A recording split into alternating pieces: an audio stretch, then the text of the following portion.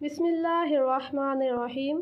صحیح بخاری کی حدیث نمبر 10 میں نبی کریم صلی اللہ علیہ وآلہ وسلم نے فرمایا، مسلمان وہ ہے جس کی زبان اور ہاتھ سے مسلمان بچے رہیں، اور مہاجر وہ ہے جو ان کاموں کو چھوڑ دے جن سے اللہ نے منع فرمایا ہے۔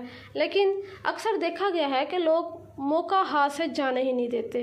اگر وہ ہاتھ سے اذیت دینے کی طاقت نہیں رکھتے، یا یوں کہہ لیتے ہیں کہ اگر ان کا وس نہیں چلتا کہ وہ مارے پیٹیں، تو زبان کا استعمال ہی اس قدر برا کر لیتے ہیں کہ سامنے والا ہکا بکا رہ جاتا ہے، اس کی عقل دنگ ہو جاتی ہے۔ اللہ پاک ایسے مسلمان ہونے سے ہمیں بچائے۔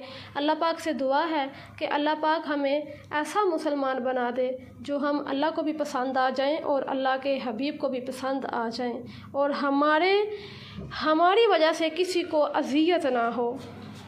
صحیح بخاری کی حدیث نمبر 11 میں لوگوں نے پوچھا، یا رسول اللہ صلی اللہ علیہ وآلہ وسلم، کون سا اسلام افضل ہے؟ تو نبی کریم صلی اللہ علیہ وآلہ وسلم نے فرمایا، وہ جس کے ماننے والے مسلمانوں کی زبان اور ہاتھ سے سارے مسلمان سلامتی میں رہیں۔ صحیح بخاری کی حدیث نمبر 12 میں ایک دن ایک آدمی نے حضرت صلی اللہ علیہ وآلہ وسلم سے پوچھا کہ کون سا اسلام بہتر ہے؟ فرمایا، یہ کہ تم کھانا کھلاؤ اور جس کو پہچانو اس کو بھی اور جس کو نہ پہچانو اس کو بھی، الغرض سب کو سلام کرو۔ صحیح بخاری کی حدیث نمبر 13 میں نبی کریم صلی اللہ علیہ وآلہ وسلم نے فرمایا، تم میں سے کوئی شخص ایماندار نہ ہوگا جب تک اپنے بھائی کے لیے وہ نہ چاہے جو اپنے نفس کے لیے چاہتا ہے۔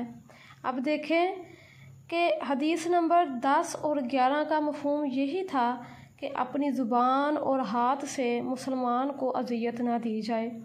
تو پھر ہمیں بھی چاہیے نا کہ جب ہمارے پیارے نبی صلی اللہ علیہ وآلہ وسلم نے فرما دیا ہے تو اس پر عمل کریں۔ اگر عمل نہیں کر سکتے تو کم از کم کوشش تو کرنی چاہیے، کیونکہ کوشش کبھی رائے گا نہیں جاتی۔ اور اگر ہم دیکھیں حدیث نمبر 12 کو، تو اس کا بھی مفہوم یہی ہے کہ بہتر اسلام وہ ہے جس میں سب کے ساتھ ایک جیسا سلوک کیا جائے اور سب کو سلام کیا جائے۔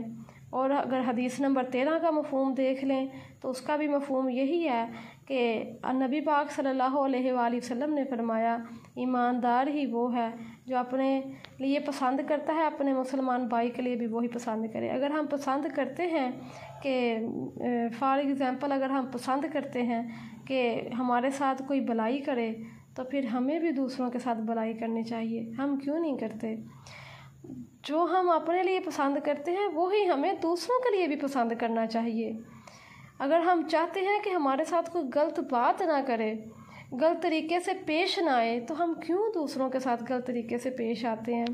اور اگر ہم چاہتے ہیں کہ ہماری کوئی بات، ہم اگر کسی سے کوئی بات کرتے ہیں تو وہ اپنے تک محدود رکھے، دوسرے تیسرے کو نہ بتائے، تو ساری بات ہے ہمیں بھی تو اس پر عمل کرنا چاہیے۔ ہم دوسروں کو تو نصیحتیں کرتے ہیں، دوسروں کو کہتے ہیں کہ ایسے نہ کرو ویسے نہ کرو، اگر ہم اپنے گریبان میں جھانکیں تو وہ سب کچھ ہم خود کر رہے ہوتے ہیں۔ اب بتانے کا مقصد یہ ہے کہ پہلے ہم خود کو سنواریں، پھر ہم دوسروں کو نصیحت کریں، تو وہ پھر نصیحت جو ہے وہ پر اثر ہوتی ہے، اگلے کے دل پر اثر رکھتی ہے۔ اور آخر میں اللہ پاک سے دعا ہے کہ اللہ پاک ہمیں ایسا بنا دے کہ ہم تجھے بھی پسند آ جائیں اور تیرے حبیب کو بھی پسند آ جائیں۔ آمین ثم آمین۔